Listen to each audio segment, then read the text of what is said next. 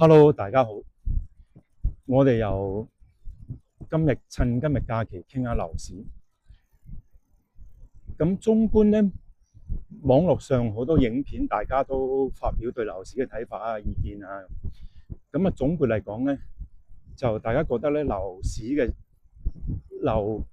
香港房屋嘅價錢呢，係只能夠輕微上升或者持平，而租金呢就會比較明顯嘅上升嘅。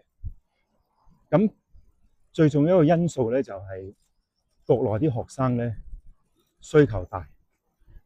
咁啊，呢個因素咧，其實係比較脆弱啲啊。之前已經講過啦，究竟係可以呢個國內嘅學生對香港租金嘅支持咧，可以佔幾大嘅力量咧，即係一個好大嘅問號。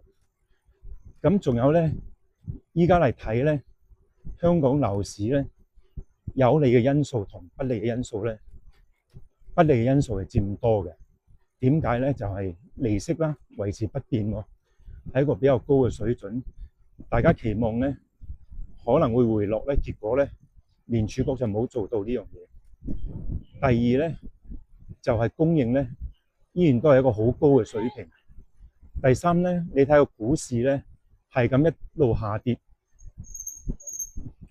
跌穿咗25,000，跟住咧可能咧會唔會進一步下跌咧？真係好難講。咁代表咩咧？代表個資本市場咧係好脆弱。